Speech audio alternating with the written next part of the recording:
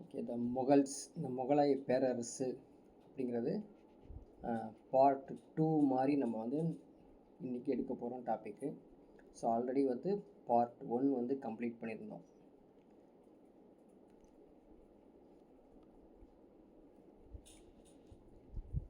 சரி, என்னென்ன பார்த்தோங்கிறது கொஞ்சம் ரீகேப் பண்ணிக்கலாம். ஸோ இதெல்லாம் வந்து டாபிக் வந்து நம்ம கவர் பண்ணிட்டோம். ஸோ ஜாகிருதீன், சரிங்களா, ஜாகிருதீன் முகமது பாபரை வந்து கம்ப்ளீட் பண்ணியிருந்தோம். ஸோ நெக்ஸ்ட்டு வந்து பார்த்திங்கன்னா பானிபட் போர், கான்வா போர், சந்தேரி போர், சரிங்களா. ஸோ எல்லாம் வந்து படித்து வச்சு கண்டிப்பாக கேட்பாங்க. ஹுமாயூன் அவருடைய ஆட்சி காலத்தை பார்த்தோம். சௌசா போர்னு பார்த்தோம். அடுத்தது வந்து பார்த்திங்கன்னா அக்பரை பற்றி பார்த்துட்டோம். ஸோ பைராம் கான் அவங்க 2 பேர்த்துக்குள்ள பிரச்சனைகள் சால்வ் பண்ணது, இவருடைய மிலிட்ரி எப்படி இருந்தது அப்படிங்க பார்த்துட்டோம். சரிங்களா. இவருடைய வந்து ராஜ்புத் பாலிசி எப்படி இருந்தது, மன்சப்தாரி முறையை பின்பற்றினார், மத கொள்கை. ஸோ இது வரைக்கும் பார்த்துருந்தோம். ஸோ அடுத்த ஒருத்தர் நம்ம பார்க்க போகிறது யார் அப்படின்னு பார்த்தீங்கன்னா ஜஹாங்கீர்.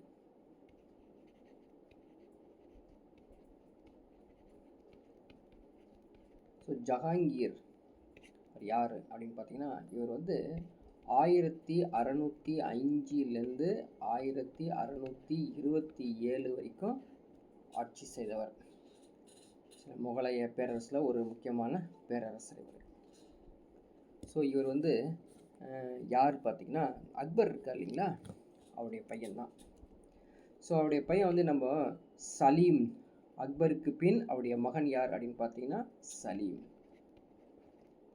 இந்த சலீம் இருக்கார் இல்லைங்களா, அவர் தான் அந்த ஒரு டைட்டில் கொடுக்குறாரு, தனக்கு ஒரு டைட்டில் கொடுக்குறாரு. என்னன்னா நூருதீன், அவருடைய பெயர் நூருதீன் ஜஹாங்கீர், அப்படி ஒரு டைட்டில் கொடுத்து ஆட்சி செய்கிறாருங்க இவர்.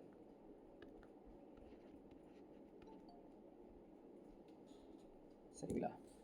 இவர் அந்த ஆட்சி செய்யும் பொழுது இவருக்கு மகன்கள்லாம் இருக்காங்க. யாருக்கு? ஜஹாங்கீருக்கு வந்து மகன்கள் இருக்காங்க. ஸோ எல்டஸ்ட் சன் அப்படின்னு பார்த்தீங்கன்னா அவர் பெயர் வந்து இளவரசர் குஸ்ரு. இளவரசர் குஸ்ரு. இவர் வந்து பார்த்தீங்கன்னா இவருடைய மகன் குஸ்ருவாக இருந்தாலும் இவர் என்ன பண்ணுறாருன்னா சீக்கிய குரு ஒருத்தர், சீக்கிய குரு, அவருடைய பெயர் அர்ஜுன். சீக்கிய குரு அர்ஜுன் தேவி ஒருத்தர் இருந்தாங்க, அர்ஜுன் தேவின்னு. அவங்களுடைய ஆதரவோட என்ன பண்ணுறாங்க, அவர் வந்து ஒரு கிளர்ச்சியில் இறங்கிறாங்க, ஒரு ரிவோல்ட்டில் இறங்கிறார், ஒரு கழகத்தில் இறங்கிறாருங்க. குரு அர்ஜுன் தேவ் இல்லையா, அர்ஜுன் தேவ். இவர் பேர் வந்து அர்ஜுன் தேவ், நாட் தேவி. பெயர் வந்து அர்ஜுன் தேவ். அவருடைய சேர்ந்து இந்த ஜஹாங்கீர் ஆட்சி காலத்தில் கழகம்லாம் ஸ்டார்ட் பண்ண, ரிவால்ட்லாம் நிறைய ஸ்டார்ட் பண்ணிடுறாங்க. இந்த கழகத்தில் வந்து ஒடுக்கணும் அப்படின்னு ஜஹாங்கீர் என்ன பண்ணுறாரு, இந்த குஸ்ருவை வந்து அரெஸ்ட் பண்ணி விட்டுறாருங்க. அவரை வந்து கைது செய்யப்படுறார். ஸோ அதான் அந்த நிகழ்வு எப்படி நடக்குது ஓகேங்களா. ஸோ அரெஸ்ட் ஆனதுக்கப்புறம் என்ன நடக்கும் அப்படின்னு பார்த்தீங்கன்னா ஒரு அரசாணை கொடுக்குறாங்க. அரசாணை யாருடைய அரசாணை அப்படின்னு பார்த்தீங்கன்னா ராணா அவர் வந்து அரசர் ஆகிறாருங்க. அவர் ஒரு கிங் ஆகிறாரு. இவர் அமர் சிங்குக்கு எதிராக தனது மகன் இளவரசர் குர்ரம், யாருடைய? அமர் சிங்க்கு எதிராக ராணாவுடைய பையன் இருக்கான் இல்லைங்களா, மகன், அவனுடைய பெயர் என்னன்னா குர்ரம். சரிங்களா, குர்ரம். இவர் வந்து என்ன பண்ணுறாரு, அமர் சிங்குக்கு எதிராக ஒரு படை எடுத்து போக சொல்கிறாரு. இவர் தான் பிற்காலத்தில் ஷாஜகானுக்கு எகென்ஸ்டாக ஆயிடுறாரு.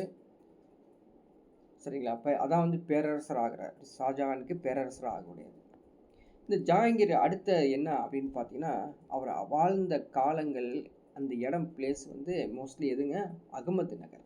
சரிங்களா, 1608. ஸோ இந்த காலகட்டத்தில் டெக்கன் பிளேஸில் அப்படி இருக்க போகும்போது இந்த தக்கான அரசில் அகமது நகர் அப்படிங்கிற ஒரு பிளேஸ் இருக்குது.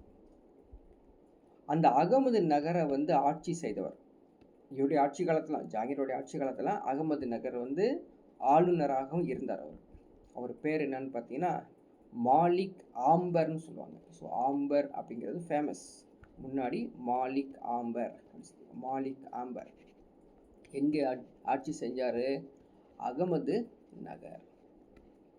ஸோ மாலிக் ஆம்பரை பற்றி நீங்கள் புக்லேயே பார்க்கலாம். எங்கள் நம்ம டெக்ஸ்ட் புக்லேயே மாலிக் ஆம்பரை பற்றி தனியாக ஸ்பெஷலாகவே எக்ஸ்பிளைன் பண்ணிடுவாங்க. இட்ஸ் பேசிக்கலி நீக்ரோ ஒரு, சரிங்களா? மாலிக் ஆம்பர் அவர் தலைமையில் தான் ஒரு சுதந்திர அரசாக அகமது நகர் அறிவிக்கப்படுகிறது. இப்போது இந்த மாலிக் ஆம்பர் அப்படிங்கிறவர் யார் அப்படின்னு பார்த்தீங்கன்னா ரொம்ப ஃபேமஸானவர். இவர் பேசிக்காக எந்த நாட்டை சேர்ந்தவர் அப்படின்னு பார்த்தீங்கன்னா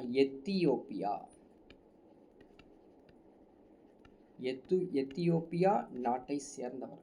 அவர் இந்தியாவுக்கு வராரு. இந்தியாவுக்கு எந்த பிளேஸ்க்கு வர்றாருன்னா அகமது நகருக்கு தான் வராரு.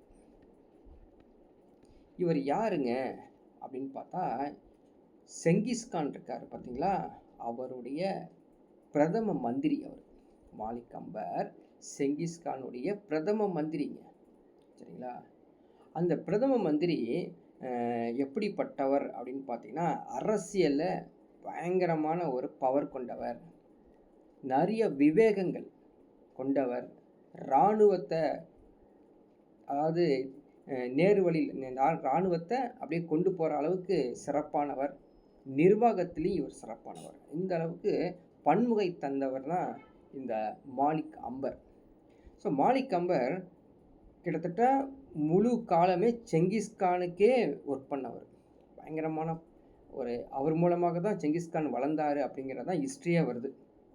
இவர் என்ன பண்ணுறாருன்னு பார்த்தீங்கன்னா இறந்துடுறாருங்க. யார்? செங்கிஸ்கான் இறந்துடுறாரு. செங்கிஸ்கானுடைய மனைவி என்ன பண்ணுறாங்கன்னா இவரை சுதந்திரமாக விட்டுறாங்க. நீங்கள் போயிருப்பா, இங்கே இருந்து செங்கிஸ்கானுக்காக எவ்வளோ நீ கஷ்டப்பட்ட, நீ போயிரு அப்படின்னா அவர் கிளம்பி வரக்கூடிய பிளேஸ் தான் தென்னிந்தியா சுல்தான்களை நோக்கி வராரு. அதுதான் அகமது நகர். அகமது நகரில் வந்து இராணுவ தளபதியாகவும் ஆகிறாரு, ஆளுநராகவும் ஆகிறாருங்க. சில சுல்தான்கள், சில இந்த முகலாய அரசர்களுக்கு இவர் வந்து ஒர்க் பண்ணுறாரு, சரிங்களா? நிறைய ஒர்க் பண்ணுறாரு. இன்னும் உண்மையில சொல்லப்போனால் டெக்கன் பிளேஸில் இருக்கக்கூடிய மராத்தியர்களுக்கும் முஸ்லீம்களுக்கும் அவங்க வந்து தன்னுடைய படைகளை பலமாக கொண்டு போகிறதுக்கு உதவியது இந்த மாலிக் அம்பர்னு சொல்லி ஒரு பெரிய லிஸ்ட்டே வந்து கொடுத்துருக்காங்க. இவர் வந்து பார்த்திங்கன்னா மே 14 1626 அவர் இறந்துடுறாருங்க.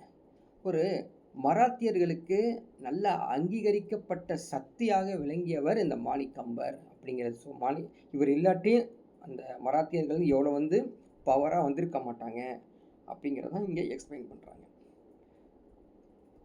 சரி, இவர் அகமது நகர் வந்துடுறாரு இல்லையா, அவர் தானே வந்து ஃபுல் அண்ட் ஃபுல் பவராக எடுக்கார். கிட்டத்தட்ட வந்து பார்த்திங்கன்னா ஒரு 14 மாதங்கள் யாருங்க இந்த மாலிக் அம்பர் ஆட்சி செஞ்சுட்டு இருக்கும் பொழுது, அந்த 14 மந்த்ஸில் இருக்கும்போது இந்த குர்ரம் இருக்கான் பார்த்தீங்களா, குர்ரம் அவன் என்ன பண்ணுறான், படைகளை கொண்டு வந்து அந்த கோட்டையை தகர்க்கிறான், அந்த கோட்டையை கைப்பற்றான். அந்த கோட்டை கைப்பற்ற எந்த கோட்டை அப்படின்னு கேட்டாங்கன்னா காங்க்ரா கோட்டை, காங்க்ரா ஃபோர்ட். ஸோ காங்க்ரா கோட்டையை வந்து கைப்பற்றாங்க. இவங்க தொடர்ந்து 1595, சரிங்களா, 1595 பாரசீகர்லேருந்து கைப்பற்றப்பட்ட அந்த காந்தகார் இருக்கு இல்லையா, காந்தகார். ஸோ அது வந்து அக்பர் வந்து மீட்டெடுத்தார். ஏற்கனவே 1595 அக்பர் வந்து மீட்டெடுத்தாருங்க. பிறகு அவர் வந்து வேற ஒருத்தர் கையில் அது போயிடுது, எது, காந்தகார் அப்படின்னு. அந்த காந்தகாரை 1622 மீண்டும் ஷா அப்பாஸ் மீட்டெடுக்கிறாருங்க. காந்தகாரை மீட்டெடுக்கிறார். ஸோ என்ன பாருங்கள், இது கொஞ்சம் கவனிச்சிக்கணும். இங்கே பாரசீகத்தில் இருக்கக்கூடிய, ஸோ பாரசீகத்திலேருந்து அக்பர் வந்து மீட்டெடுக்கிறாரு எதை, காந்தகார் பிளேஸை. காந்தகார் இருக்குது பார்த்தீங்களா, அதை வந்து 1622 ஷா அப்பாஸ் அவர் வந்து கேப்சர் ஆகி, பாரசீக அரசர். ஷா அப்பாஸுங்கிறவர் பாரசீக அரசர். அது வந்து அவங்க கைக்கு போயிடுது. அதை என்ன பண்ணுறாரு, இந்த ஜஹாங்கீர் மீண்டும் கேப்சர் பண்ணுறாருங்க. அதான் காந்தகார். காந்தகாரை வந்து ஜஹாங்கீர் வந்து எகைன் கேப்சர் பண்ணுறாரு. ஸோ இந்த சின்ன ஹிஸ்ட்ரி இதுக்குள்ளே இருக்கும்.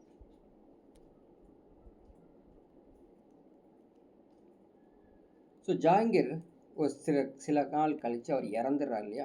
இறந்ததுக்கப்புறம் ஜஹாங்கீருடைய மருமகன் அவர் பேர் வந்து ஷாரியர்.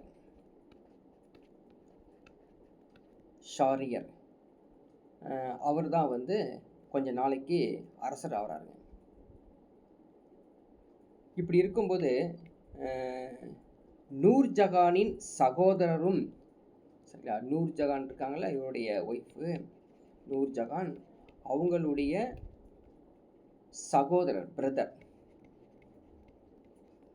சகோதரரும் இன்னொன்று பாருங்கள், குர்ராம்னு ஒருத்தர் இருக்கான் இல்லையா, குர்ராமுடைய மாமனார். அவன் யாருன்னா, இவங்க 2 பேத்துக்கு ஒரே தான். யார் அப்படின்னு பார்த்தீங்கன்னா ஆசப் கான். அவருடைய முயற்சியால் இந்த குர்ராம் இருக்கான் பார்த்தீங்களா, அவன் தான் பேரை மாற்றி ஷாஜஹான், சரிங்களா, அவன் தான் வந்து பேரை மாற்றி ஷாஜஹான் அப்படிங்கிற பேரில் வராரு. அடுத்த அரசராக அவர் தான் அரியணை ஏறார்.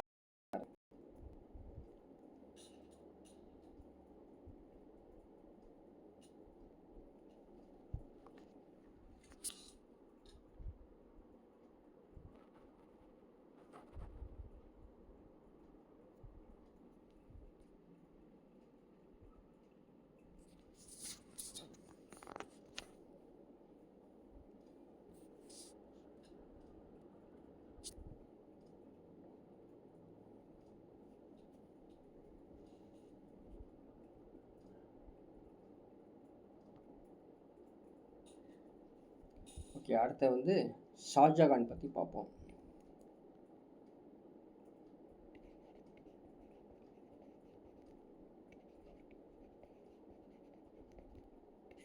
ஷாஜகான் 1627 1658. ஸோ இந்த பீரியடில் தான் அவர் ஆட்சி செய்கிறாரு. ஜஹாங்கீருடைய அடுத்த அவருடைய இளவரசர் குர்ரம் ஒரு அதிகார போராட்டத்திற்கு பிறகு ஷாஜகான் அப்படிங்கிற ஒரு பேரில் அவர் வந்துடுறாருங்க. ஷாஜகானுடைய அர்த்தம் என்ன அப்படின்னு பார்த்தீங்கன்னா உலகத்தின் அரசன். ஷாஜகானுடைய பேர் வந்து உலகத்தின் அரசர் அப்படின்னு பேர்.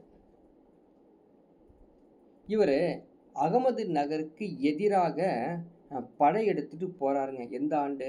1632 அகமது நகருக்கு எதிராக படையெடுத்துட்டு போகிறாருங்க இவர். பிறகு பீஜப்பூர், கோல்குண்டா, ஸோ எல்லா பிளேஸையும் இவர் என்ன பண்ணுறாருங்க, கேப்சர் பண்ணிக்கிறாரு கம்ப்ளீட்டாகவே.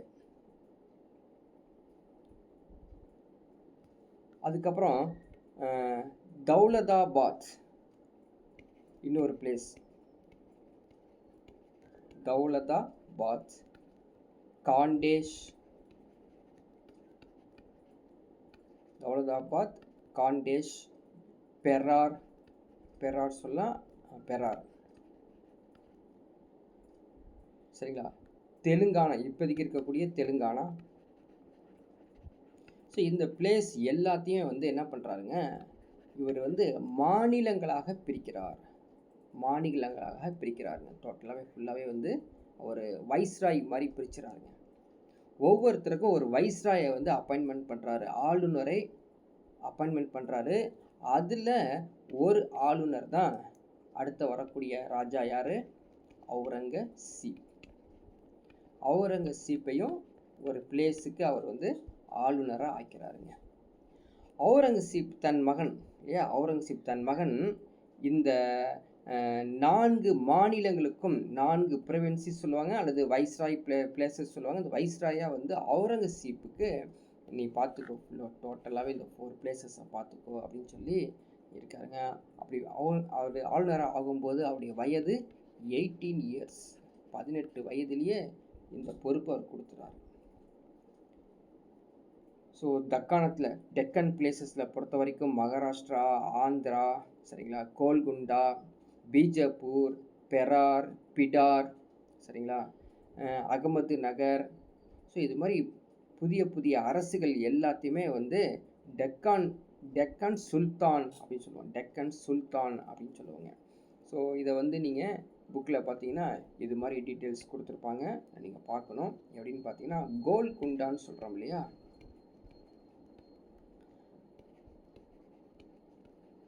ஸோ கோல்குண்டா அப்படிங்கிறத வந்து குதுப்ஷாயி, ஸோ இதில் கேட்பாங்க, அதில்ங்க பொறுத்துகளை கேட்பாங்க. குதுப்ஷாயி, கோல்குண்டானா குதுப்ஷாயி.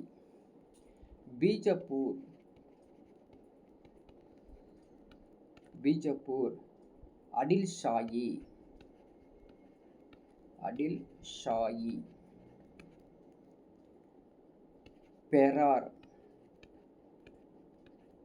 பெரார் வந்து இமத் ஷாயி.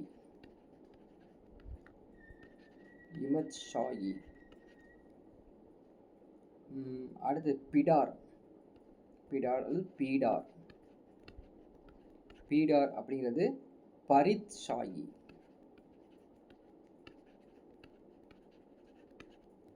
அகமது நகர் நிஜாம் ஷாயி.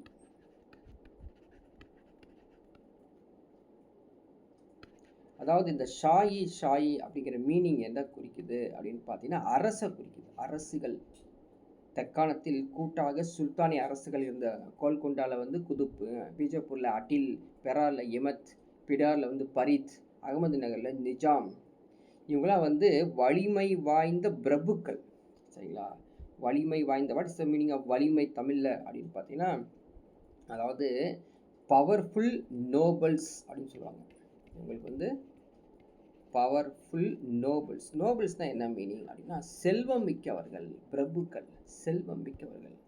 ஸோ காசு இருக்கிறவங்க தான் ஆட்சி புரிஞ்சிருக்கிறான் அப்படிங்கிறதான் நம்ம டெக்கன் சுல்தான்ஸில் வந்து பார்க்குறோம்.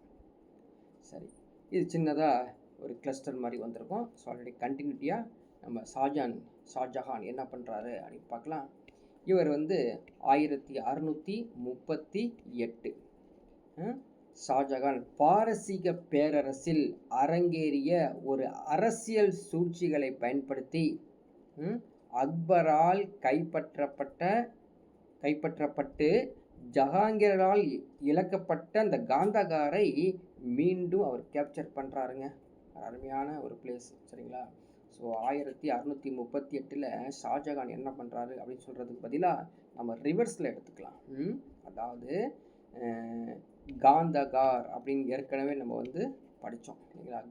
அந்த காந்தகாரை வந்து அக்பர் கேப்சர் பண்ணிக்கிறாருங்க ஆக்சுவலி. ஸோ அக்பர் வந்து கேப்சர் பண்ணிக்கிறாரு. இதை வந்து நம்ம ஏற்கனவே படிச்சிட்டோம், சரிங்களா. ஆனால் ஜஹாங்கீர் என்ன பண்ணுறாரு அப்படின்னு பார்த்தீங்கன்னா இந்த காந்தகாரை விட்டுறாரு. அவர் வந்து இழந்துடுறாருங்க. அவர் ஜஹாங்கீர் வந்து காந்தகாரை வந்து இவர் கேப்சர் பண்ணுறாரு, இவர் வந்து அதை விட்டுறாரு. இதை என்ன பண்ணுறாரு பார்த்தீங்கன்னா 1638, சரிங்களா, காந்தகாரை மீண்டும் ஷாஜகான் கேப்சர் பண்ணுறாருங்க. எப்படி கேப்சர் பண்ணுறாரு அப்படின்னு பார்த்தீங்கன்னா அந்த பாரசீகத்தில் வந்து பார்த்தீங்கன்னா பெர்சியனில் என்ன பிரச்சனை அப்படின்னா ஏதாவது ஒரு அரசியல் அங்கே சூழ்ச்சிகள் ஏதோ செஞ்சு இவர் வந்து கேப்சர் பண்ணிடுறாரு.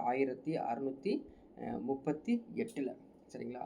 ஸோ இந்த போரில் வந்து கிட்டத்தட்ட 1639 வரைக்கும் போராட்டம் பண்ணி தான் அந்த காந்தகாரை அவர் இணைக்கிறார். சரிங்களா? ஸோ இவருடைய ஆட்சி காலத்தில் என்ன அப்படின்னா இன்னொரு பிரச்சனை, வாரிசு உரிமை போர் அதிகமாக இருந்தது. கண்டெஸ்ட் ஃபார் தி த்ரோன் சொல்லுவாங்க. இங்கிலீஷில் வந்து பார்த்திங்கன்னா கண்டெஸ்ட் ஃபார் தி த்ரோன் அப்படின்னு சொல்லுவாங்க. அதாவது 1657 வாரிசு உரிமை போர் பயங்கரமாக இருக்கும். நான் தானே ஆட்சிக்கு வருவேன் அப்படின்னு சொல்லி சகோதரர்கள் சண்டை போட்டுக்குவாங்க. சரிங்களா? அப்போது 1657 ஷாஜகான் என்ன ஆகிறாரு அப்படின்னு பார்த்தீங்கன்னா அவருக்கு வந்து நோய் வந்துருச்சு. ஸோ நோய் வந்து படுத்த படுக்கையாக ஆயிடுறாருங்க. அவரால் வந்து எந்திரிச்சு நடக்க முடியாத நிலைமையில் ஆயிடுறாரு. இவருடைய 4 மகன்கள் இருக்காங்க. அவங்களுக்குடைய பெயர் வந்து தாரா, சூஜா, முராத், கடைசியாக தான் அவுரங்கசீப். சரிங்களா? இந்த 4 பேர் தான் நான் தான் ஆட்சிக்கு வருவேன், நீ தான் ஆட்சிக்கு வருவேன்னு சொல்லி ஒருத்தர் சண்டை போட்டுகிட்டே இருப்பாங்க. ஆனால் லாஸ்ட் மொமெண்ட் என்னாச்சு, அவுரங்கசீப் தன்னுடைய பிரதர்ஸ் 3 பேர்களையும் கொன்னுடுவாருங்க. 3 பேர்களையும் கொன்னுட்டு ஆட்சிக்கு வந்துடுவார்.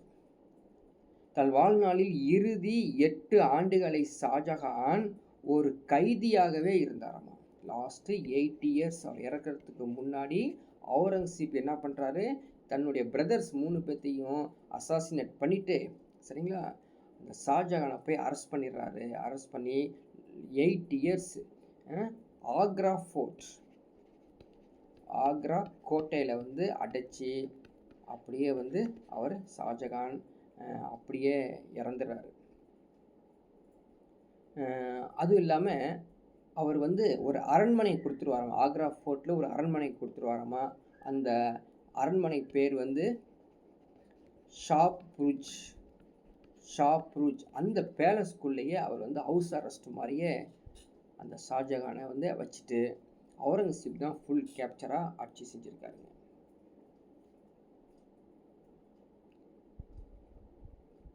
ஸோ அடுத்தது அவுரங்கசீப் பற்றி பார்க்கலாம்.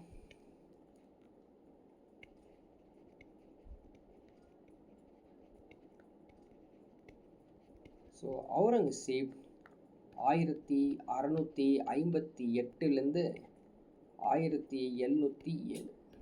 ஸோ இந்த ஆட்சி காலத்தில் இந்த டைம் பீரியடில் அவர் இருந்திருக்காரு. இவருக்கு ஒரு டைட்டில் இவரே கொடுத்துப்பார். டைட்டில் என்ன, ஆலம்கீர். இவர் பட்டத்தை இவரே கொடுத்துக்கிறாருங்க. நான் வந்து யார் தெரியுமா, ஆலம்கீர் அப்படின்வார். ஆலம்கீர் என்னது, உலகை வெல்பவர். உலகை வெல்பவர் அப்படிங்கிற அர்த்தம். இந்த வேர்ட் கன்கரர். அவுரங்கசீப் ஆலம்கீர். இவர் என்ன பண்ணுறாரு, தாரா, ஷூஜா, முராத் இவருடைய பிரதர்ஸ் இருக்கா பார்த்தீங்களா, அவங்கள வந்து சாகடிச்சுட்டு தானே இவர் வர்றாரு. அதனால் இவர் வந்து ஷாஜகானாபாத், சரிங்களா, ஷாஜகானாபாத் அப்படிங்கிற ஒரு சிட்டியை வந்து உருவாக்குறாருங்க. அப்பாவுடைய பேரில் ஷாஜகானாபாத் அப்படின்னு சிட்டியை உருவாக்குறாரு. கிட்டத்தட்ட வந்து பார்த்தீங்கன்னா ஜாட்னு அப்படி சொல்லுவாங்க. ஜாட் அப்படிங்கிறது என்ன அப்படின்னு பார்த்தீங்கன்னா மதுரா மாவட்டத்தில் இருக்கக்கூடிய ஒரு பிளேஸ், அந்த பிளேஸு. அடுத்தது வந்து பார்த்திங்கன்னா சத்னாமியார்.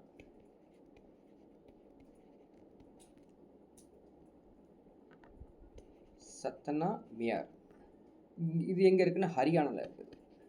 ஹரியானாவின் ஒரு பகுதி. அதுக்கப்புறம் வந்து சீக்கிய குரு, 9வது சீக்கிய குரு, அவர் பேர் வந்து பார்த்தீங்கன்னா தேஜ் பகதூர்.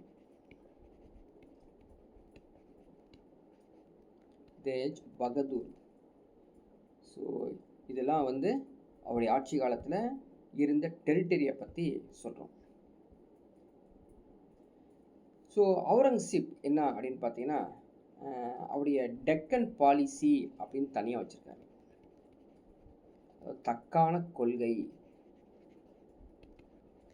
ஸோ அவுரங்கசீப்புடைய தக்கான கொள்கை என்ன அப்படின்னு பார்க்கலாம். இவர் வந்து 1682 தான் தக்கான் பகுதிக்கு வந்தார். ஸோ டெக்கான் அப்படிங்கிறது நம்ம ஏரியாவை சொல்கிறோங்க, நம்ம சவுத் இந்தியாவை சொல்கிறது தான் டெக்கன் பிளேஸ். தக்கான பீடபூமி சொல்கிறோம் இல்லையா, அதான் தக்காணத்துக்கு வராரு. அவர் வந்து 1682க்கு வந்துட்டு 1707 இறப்பு வரை இங்கே தான் இருக்கார். டெக்கன் பிளேஸில் தான் அவுரங்கசீப் வந்து தன்னுடைய வாழ்நாளை முடிக்கிறாங்க.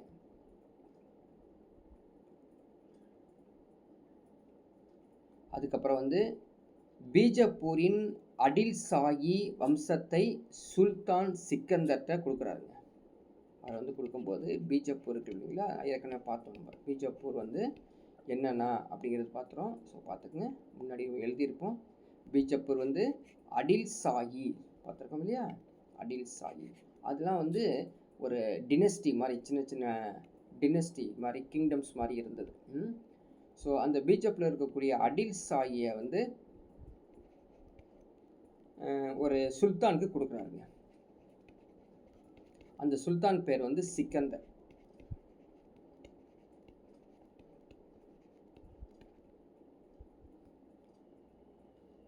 ஸோ இப்படி இருக்கும்போது அடுத்தது 1687 இவர் தான் டெக்கான் பிளேஸில் இருக்கார் பார்த்தீங்களா. கோல்குண்டா சுல்தான் அபுல் ஹசன், சரிங்களா, அவர் வந்து கேப்சர் பண்ணிக்கிறாருங்க. கோல்குண்டா பிளேஸ் வந்து வேற ஒரு சுல்தான் வந்து கேப்சர் பண்ணிக்கிறாரு. இவர் தான் டெக்கன் பிளேஸில் இருக்கிறனால. யார் அப்படின்னு பார்த்தீங்கன்னா அபுல் ஹசன், அப்துல் ஹசன் இல்லையா, அப்துல் ஹசன். அவர் வந்து கேப்சர் பண்ணிக்கிறார். ஸோ இதான் அவருடைய சின்னதாக டெக்கனில் இருக்கக்கூடிய என்னென்ன கொள்கைகள் பார்த்தோம். ஸோ இவருடைய அடுத்தது என்ன அப்படின்னு பார்த்தீங்கன்னா, மராத்தியர்களுக்கு எதிராக செயல்பட்டவர். மராத்தியர்களுக்கு எதிராக செயல்பட்டவர் என்னென்ன செஞ்சுருக்காரு அப்படின்னு பார்க்கலாம். ஸோ மராத்தியர்கள் அவுரங்கசீப் இருக்கிற ஆட்சி காலத்தில் நம்ம வந்து சிவாஜியை பற்றி அதிகமாக பேசியிருப்போம். சிவாஜியும் அவுரங்கசீப்புக்கும் அடிக்கடி சண்டை வரும் அப்படின்னு. அப்போது மராத்தியர்கள்னால் யார் அப்படின்னா சிவாஜி தான். அவருடைய தலைமையில் தான் அங்கே ஒரு ஆட்சி நடக்கும். ஆனால் அவங்களுக்கும் இந்த அவுரங்கசீப்புக்கும் இடையே ஒரு என்ன சொல்கிறதுங்க, அதுக்கு பேர் சொல்லுவாங்க கயாஸ் மாதிரி, ஒரு குழப்பங்கள் இருந்துக்கிட்டே இருக்குங்க. ஒரு பேனிக் நடந்துக்கிட்டே இருக்கும். எப்போ வேணாலும் வார் வரும் அப்படிங்கிற ஒரு பயம் இருந்துக்கிட்டே இருக்குங்க.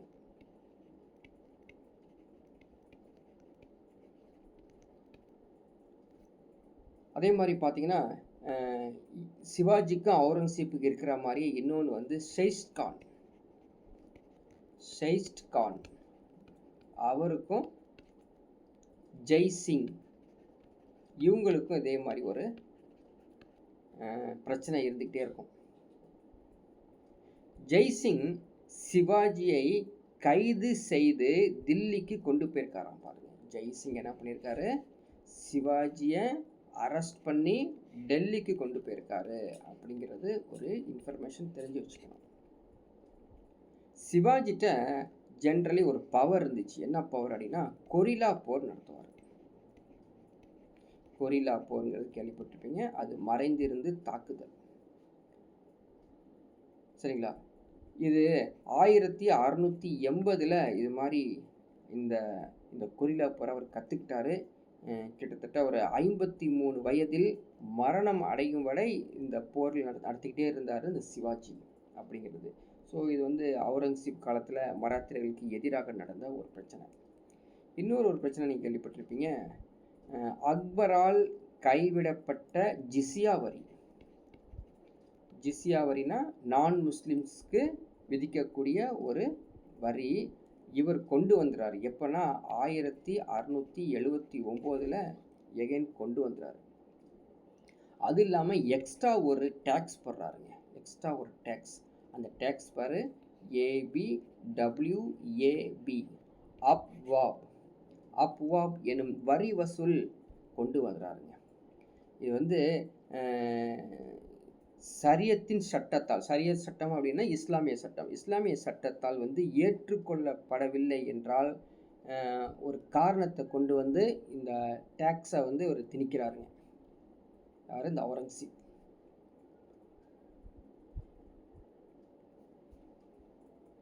சரி, ஜென்ரலாக வந்து பார்த்திங்கன்னா இந்த முகலாய அரசு நடக்கும்போது சில இஸ்லாமிய சட்டங்களை படி, அதான் ஷரியத்துன்னு சொல்லுவாங்க. இஸ்லாமிய சட்டங்கள் அப்படிங்கிறது ஒரு பேர் வந்து ஷரியத். ஷரியத் அப்படிங்கிறது இஸ்லாமிய சட்டத்தை சொல்கிறேன். அதுபடி தான் அவங்க ஆட்சி நடத்துக்குவாங்க. சரிங்களா? ஸோ ஜென்ரலாக வந்து பார்த்திங்கன்னா மத குருமார்கள் அவங்க இருந்து ஆட்சியை வந்து வழி நடத்துவாங்க. சரிங்களா? அவங்க வந்து சில அதிகாரிகளை நியமிக்கிறாங்க. அது முகலாய ஆட்சி காலத்தில் வந்து சில அதிகாரிகளை வந்து நியமிக்கிறாங்க. அந்த அதிகாரிகள் பெயர் வந்து பொறுத்துகளை கேட்பான், படித்து வச்சுக்கோ, பார்த்துக்குங்க. வக்கீல். ஸோ வக்கீல்னா நம்ம வச்சுக்கூட லாயர் கிடையாது. வக்கீல்னா லாயர் கிடையாதுங்க. வக்கீல் அப்படின்னா என்ன அர்த்தம்னா பிரதம மந்திரி அப்படின்னு அர்த்தம். இப்போ வக்கீல் எங்கே இருக்காரு, ஸோ பிரைம் மினிஸ்டர் எங்கே இருக்காரு அப்படின்னு கூப்பிட்ற மாதிரி இருக்கும். பிரதம மந்திரி. வஜீர், வஜீர் அல்லது திவான், வஜீர் அல்லது திவான் அப்படின்னு சொல்லுவாங்க. யாருன்னு பார்த்தீங்கன்னா ரெவென்யூ அண்டு எக்ஸ்பெண்டிச்சர், வருவாய்த்துறை.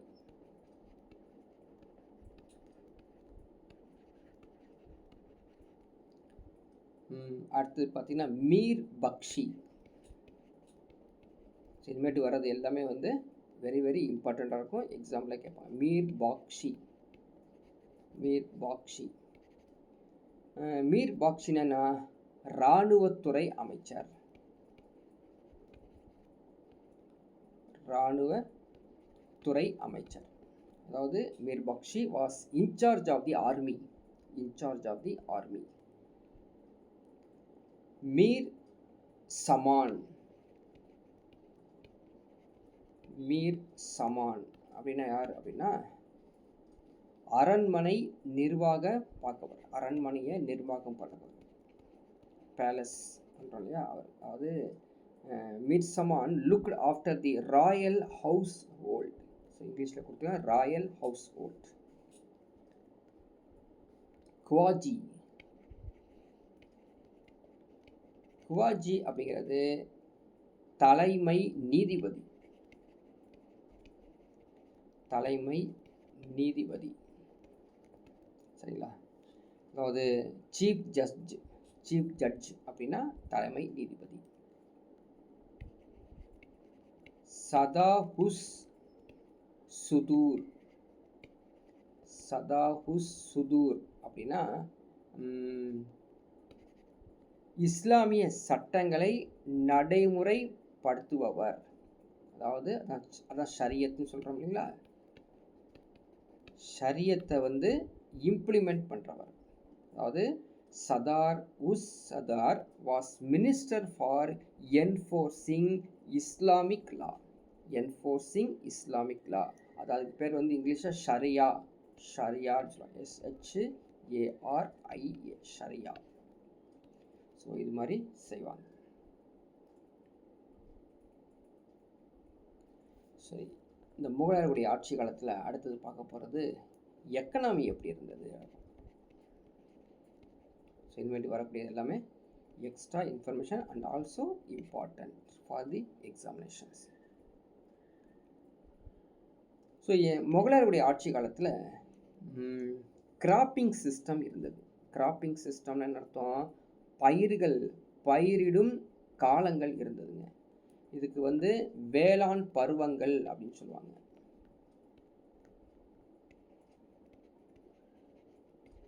வேளாண் பருவங்கள். ஸோ வேளாண் பருவங்கள் என்ன அர்த்தம்? கிராப்ஸ் கல்டிவேட்டட் சீசன் 2 இருந்ததாமா. இப்போ கூட நம்ம யூஸ் பண்ணிட்டு இருக்கோம் இல்லையா, ராபி அல்லது ரபி, காரிஃப் அப்படிங்கிற சிஸ்டம் அங்கே வச்சுருந்தாங்க. அவங்க யார் முகலாயர்கள் ஆட்சி காலத்தில் வச்சுருந்தாங்க. இதை வந்து பார்த்திங்கன்னா ஏஐஎன் அது அயனி அக்பரி அப்படியே அந்த புக்கில் வந்து இதை பற்றி சொல்லப்பட்டுள்ளது. அயனி அக்பரியில் வந்து சொல்லப்பட்டுள்ளது, அது பட்டியலிடப்பட்டுள்ளது. என்னென்ன பயிரிட்டிருக்காங்க அப்படிங்கிறது இன்னும் கொஞ்சம் தெரிஞ்சிருக்குது. என்னென்னா புகையிலை அப்படிங்கிறது டொபேக்கோ, மக்காச்சோளம், ஸோ மெய்ஸ், சரிங்களா. இதெல்லாம் வந்து 17th செஞ்சுரியிலே வந்து இன்ட்ரடியூஸ் பண்ணிட்டாங்களாமா. இதுக்கப்புறம் அவங்க வந்து பார்த்தீங்கன்னா மிளகாய், சில்லி, வேர்க்கடலை, கிரவுண்ட்நட், ஸோ இது எல்லாமே பயிரிட்டிருக்காங்க, அது இன்ட்ரடியூஸ் பண்ணியிருக்காங்க. ஃப்ரூட்ஸில் சொல்லியிருக்காங்க பைனாப்பிள், சரிங்களா, பைனாப்பிள், அன்னாசி பழம்,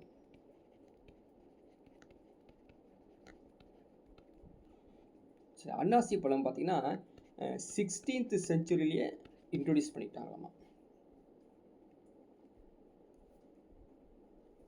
ஸோ அடுத்தது இவங்களை வந்து பார்த்தீங்கன்னா எக்கனாமியில் அக்பர் என்ன பண்ணுறாரு அப்படின்னு பார்த்தீங்கன்னா ஜப்தின்னு சொல்கிறோம் இல்லையா, ஜப்த் சிஸ்டம் கொண்டு வராரு. ஜப்த் சிஸ்டம் யார் கொண்டு வந்தது? ப்ராக்கெட்டில் போட்டுக்கலாம், அக்பர்.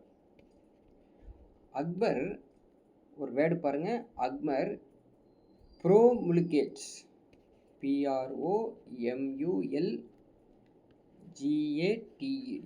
ஸோ ப்ரோமுல்கேட் அப்படின்னு சொல்லுவாங்க. அதாவது பிரகடனம் செய்கிறார். அக்பர் ஜப்தி முறையை பிரகடனம் செய்கிறாருங்க. யாருடைய மூலமாக கேட்பாங்க, யாருடைய மூலமாக அப்படின்னு கேட்டாங்கன்னா தோடாமால், அவருடைய அவையில் தோடாமால்னு ஒருத்தர் இருந்தார். தோடல் மால் அப்படி, இவருடைய மூலமாக அவர் இன்ட்ரடியூஸ் பண்ணுறாரு. எக்கனாமிக்கில் அடுத்தது கண்டினியூட்டி அப்படின்னு பார்த்தீங்கன்னா நிலம் இருக்குது பார்த்தீங்களா, அதாவது விளைச்சல் நிலம், அதை வந்து அளப்பாராமா. அளந்து அதுக்கான வரியை மட்டுமே வாங்குவாங்க. உங்களுக்கு என்ன வரி வேணும் அப்படின்னு சொல்லி நிர்ணயிக்கப்படுவாங்க. எது வரியை வந்து நிர்ணயித்தல் அப்படி நடக்கும். பல்வேறு பகுதிகளில் வந்து விவசாயிகள் ஒவ்வொரு ஆண்டும் எவ்வளவு செலுத்த வேண்டும் அப்படிங்கிற ஒரு நிர்ணயம் கொடுப்பாங்க. இதை கண்காணிப்பவர் யார் அப்படின்னு பார்த்தீங்கன்னா அவர் பேர் தஸ்தர். இதெல்லாம் வந்து இது மாதிரி வரி கொடுக்கணும் அப்படிங்கிறவரை வந்து தஸ்தர் அப்படின்னு இருப்பார். DASTURS, dusters. ஸோ இவர் தான் என்ன பண்ணுறாரு, டஸ்டர்ஸ். Who was dusters அப்படின்னா the schedules containing these rates of different localities applicable year after year were called அப்படின்னு சொல்கிறாங்க, சரிங்களா. பல்வேறு பகுதிகளிலும் விவசாயிகள் ஒவ்வொரு ஆண்டும் எவ்வளவு வரியை செலுத்த வேண்டும் அப்படிங்கிற அட்டவணையை கொடுப்பவர் தஸ்தர். ஸோ என்ன சிஸ்டம் மெயின்டைன் பண்ணியிருக்காங்க, 1/3, 3/1 வரியாக நிர்ணயிக்கப்பட்டிருக்காங்க. அடுத்தது இவங்களுடைய எக்கனாமிக்கில் அடுத்தது ஒரு வேர்டு, அருமையான வேர்டு கேள்விப்பட்டிருப்போம், கர்கானா அப்படின்னு சொல்லுவாங்க. கர்கானா அப்படின்னு என்ன அர்த்தம், தொழிற்கூடம், ஒர்க் ஷாப் அப்படின்னு அர்த்தம். ஒர்க் ஷாப் தான் கர்கானா அப்படின்னு சொல்லுவாங்க. இந்த இடத்துல என்ன நடக்கும் அப்படின்னு பார்த்தீங்கன்னா விலை உயர்ந்த கைவினை பொருட்கள் உற்பத்தி செய்வாங்க. விலை உயர்ந்த கைவினை பொருட்கள் உற்பத்தி செய்வாங்க. வேறு எக்ஸ்பென்சிவ் கிராஃப்ட் ப்ராடக்ட்ஸ் வேர் ப்ரொடியூஸ்டு அப்படின்னு சொல்கிறாங்க. ஸோ ஒவ்வொரு இடத்துலையும் ஒரு பிளேஸில் ஒரு நேம் வரும், நோட் பண்ணி வச்சுக்கணும். அடுத்து ஒரு நேம் வருது பாருங்க, பஞ்சாராஸ்.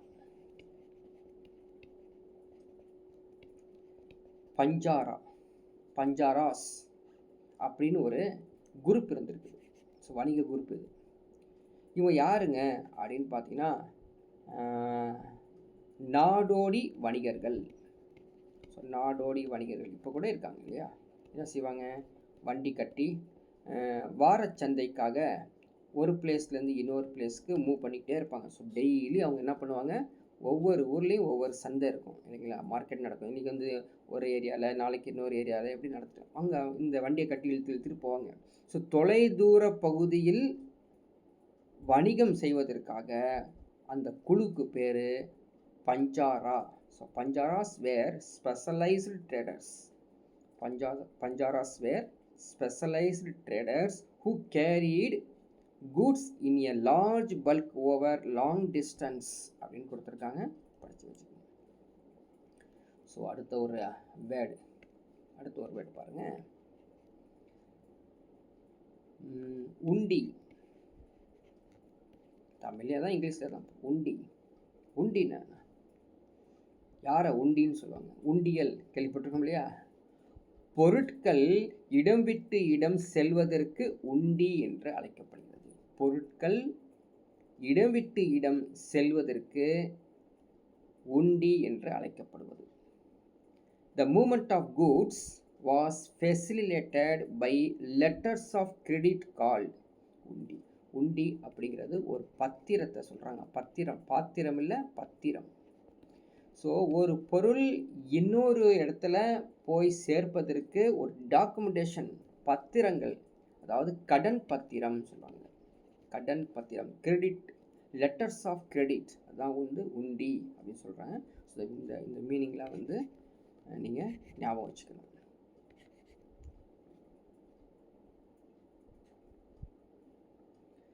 முகலாயர்களுடைய ஆட்சி காலத்தில் யார் இருந்தாங்க அப்படின்னா நவரத்தனாஸ் இருந்தாங்க. நவரத்தன்ஸ். இதே நம்ம கொஸ்டின் எங்கேயாவது கேட்கலாம், நோட் பண்ணிக்கலாம். யாருடைய கோர்ட்டில் இருந்தாங்க அப்படின்னா அக்பர் கோர்ட்டில் தான் இருந்தாங்க. அக்பருடைய கோர்ட்டில் இந்த நவரத்தனன்ஸ் இருந்தாங்க.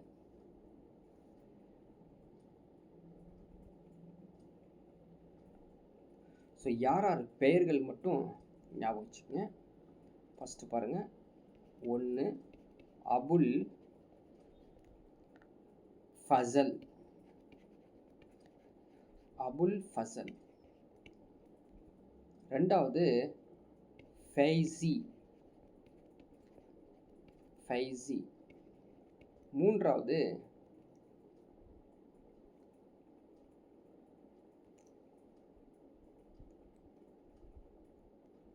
மியா,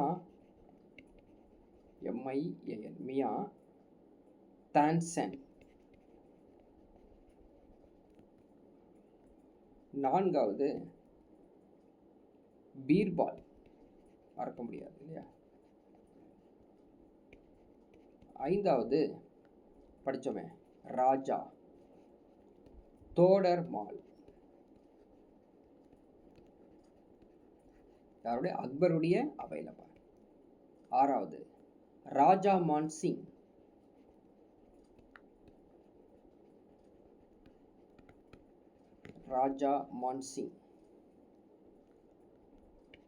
7 அப்துல் ரஹீம்.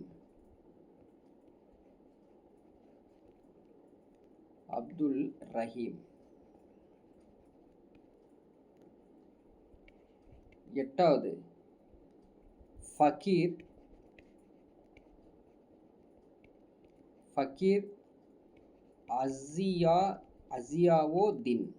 ஃபக்கீர் அசியாவுதீன்.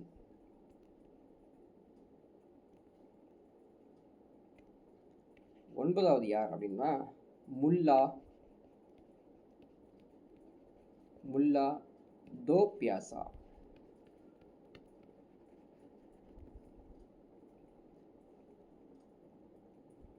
சரிங்களா? சரி, இவங்க வந்து ஒவ்வொருத்தரும் ஒவ்வொரு வேலை செய்வாங்களாமா. ஸோ இவருக்கான டீட்டெயில்ஸ் கொடுக்கப்படல, இவருக்கான டீட்டெயில்ஸ் சரியாக கொடுக்கப்படல. ஸோ இருந்தாலும் இவர் அப்துல் ரஹீம் இல்லையா? கான். கான்ஹி கான் அப்படின்னு சொல்லுவாங்க. Noble and renowned poet. So பாட்டு எழுதுபவர் அல்லது கதை எழுதுபவர். அதே மாதிரி ராஜா மான்சிங் யார்? ட்ரஸ்டட் யாரு அப்படின்னு பார்த்தீங்கன்னா அக்பருக்கு ரொம்ப விசுவாசமானவர் அப்படின்னா ராஜா மான்சிங் ரொம்ப விசுவாசமானவர். ட்ரஸ்டட் ஜெனரல் ஆஃப் அக்பர் அப்படின்னு கொடுத்துருக்காங்க. ராஜா தோடர்மால் மறந்துடாதீங்க, ஃபேமஸான ஃபினான்ஸ் மினிஸ்டர். அவர் அக்பருடைய ஃபினான்ஸ் மினிஸ்டராக இருந்தவர். பீர்பால் பற்றி தெரியும், அவர் தான் எல்லாத்துக்கும் விட்னஸ் கொடுக்குறவர். நோபல், அவர் நோபலுங்க, செல்வந்தர், known for his witness. சரிங்களா? மியான் தான்சன் பேசிக்கலி ஹிந்து சிங்கர்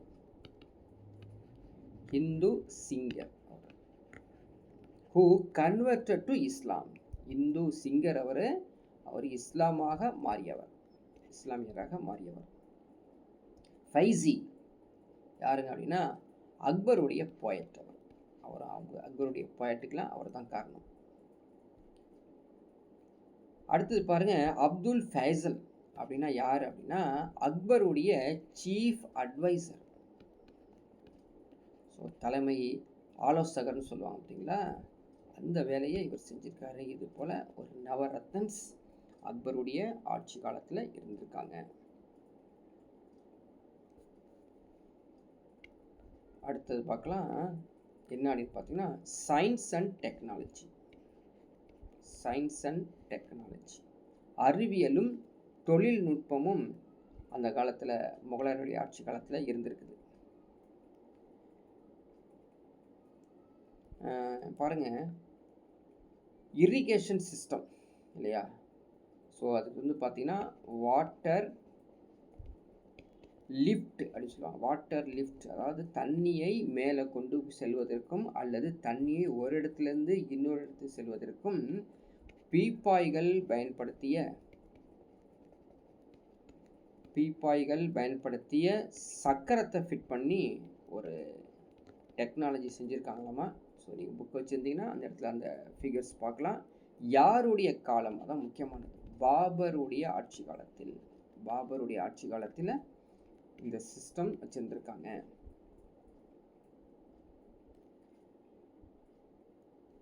அடுத்தது பார்த்தீங்கன்னா இர்பான் ஹபீப்.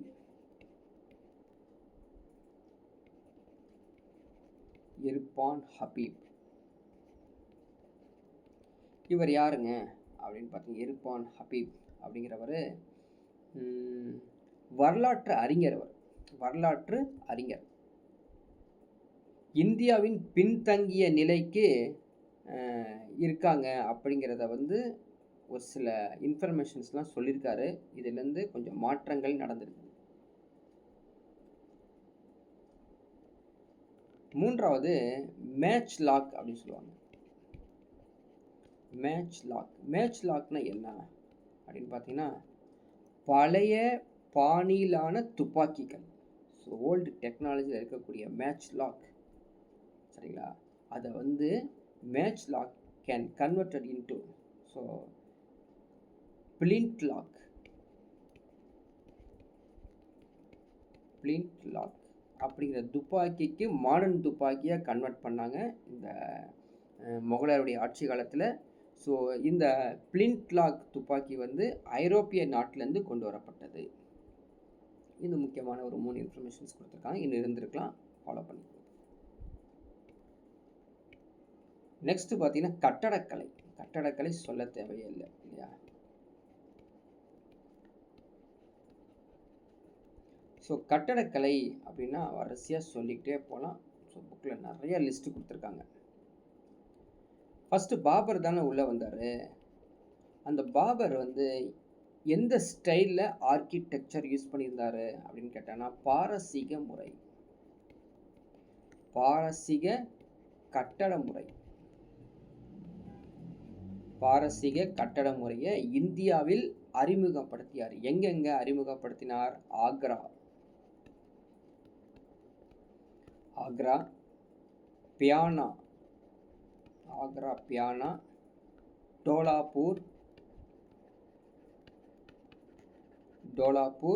குவாலியர்,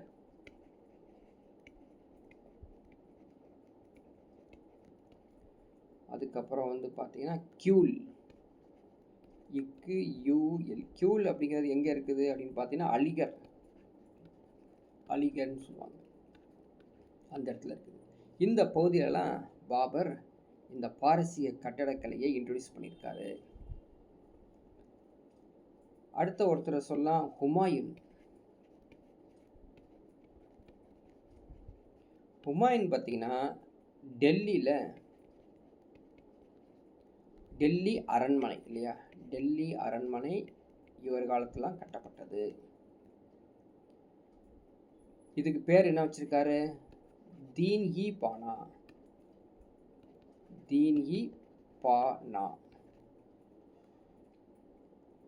அதுக்கப்புறம் வந்து ஷெர்ஷா கொஞ்ச நாளைக்கு ஆட்சி செஞ்சுருக்காரு. அப்போ இந்த தீன்-இ-பானாவை வந்து உடைச்சிட்டாரு.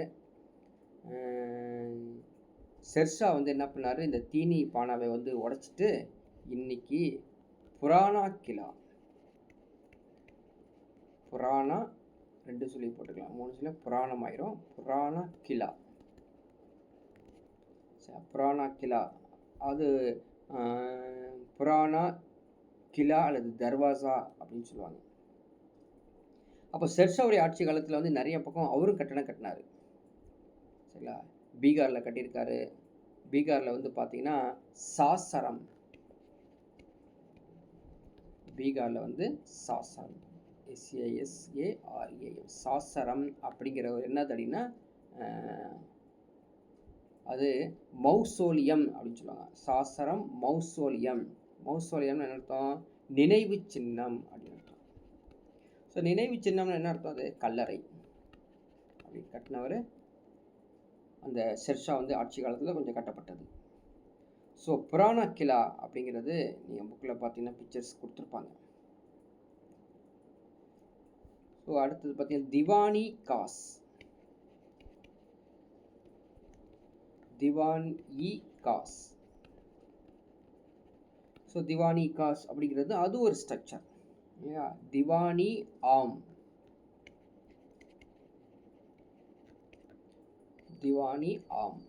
அப்படிங்கிறது அது ஒரு பில்டிங். திவான்-இ-காஸ், திவான்-இ-ஆம். ஸோ 2 ஈ போட்டுருங்க. இல்லை திவான்-இ-ஆம், திவான்-இ-காஸ். பஞ்ச்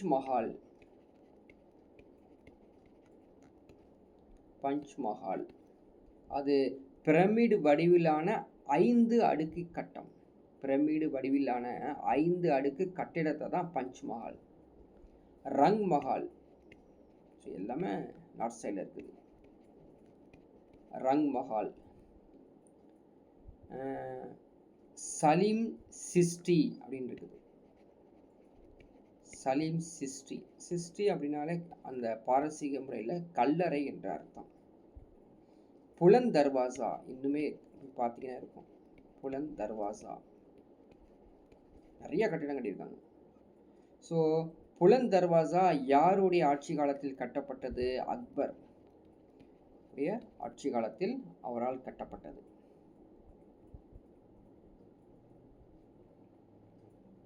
ஸோ இது ஒரு பக்கம் இருக்க, நம்ம இன்னொருத்தர் முக்கியமானவர் யார் இருக்கார்? ஷாஜகான். ஷாஜகானுடைய கட்டிடங்கள்லாம் நிறையா இருக்கும். ஸோ ஷாஜகான் பற்றி சொல்லலாம். என்னது ஃபேமஸ்? தாஜ்மஹால் இல்லையா? தாஜ்மஹால் லிஸ்ட்டு கொடுக்கலாம். அடுத்த லிஸ்ட் என்னது? இன்றைக்கி நம்ம யூஸ் பண்ணிருக்க டெல்லியில் ரெட் ஃபோர்ட், செங்கோட்டை இல்லைங்களா?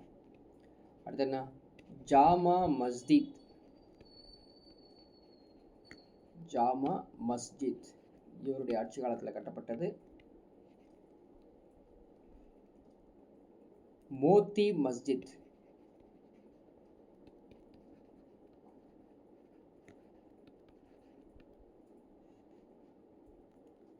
அடுத்தது வசீர் கான். வசீர் கான் மஸ்ஜித் எல்லாமே வந்து இந்த ஷாஜகானுடைய ஆட்சி காலத்தில் கட்டப்பட்டது.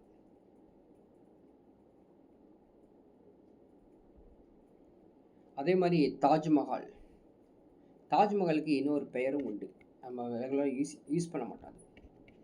பாருங்கள், பிபிகா. பிபிகா மாஸ்க். பிபிகா மாஸ்க் என்னங்க அது? பிபினா மனைவியை குறிக்கும். கானா உடைய, ஆஃப். ஸோ அந்த ஒய்ஃப் ஆஃப் சொல்கிறோம் பார்த்தீங்களா, அதான் பிபிகா. பிபிகானா ஒய்ஃப் ஆஃப், மனைவி உடைய. மனைவி உடைய கல்லறை. மனைவி உடைய கல்லை, அவ்வளோ மேலே அவ்வளோ லவ் வச்சுருந்தாரு, அந்த லவ்வுக்காக கட்டினார் அப்படின்னு கேள்விப்பட்டிருப்போம் நம்ம. சரிங்களா? ஸோ இதோடைய யார், முகலாய பேரரசுடைய கம்ப்ளீட் டீட்டெயில்ஸ் வந்து பார்த்துருக்கோம். இது வந்து ஷார்ட் நோட்ஸாக நீங்கள் இது திங்க் பண்ணிக்கணும். சரி, என்னால் ரொம்ப படிக்கிறதுக்கு கஷ்டமாக இருக்குது அப்படின்னா இதையே சிறப்பாக படிச்சுக்கங்க. என்னால் இன்னும் கொஞ்சம் நல்லா படிக்க முடியும் அப்படின்னா ஸோ நம்மளுடைய டெக்ஸ்ட் புக் எடுத்துக்கிட்டு படிச்சுக்கங்க.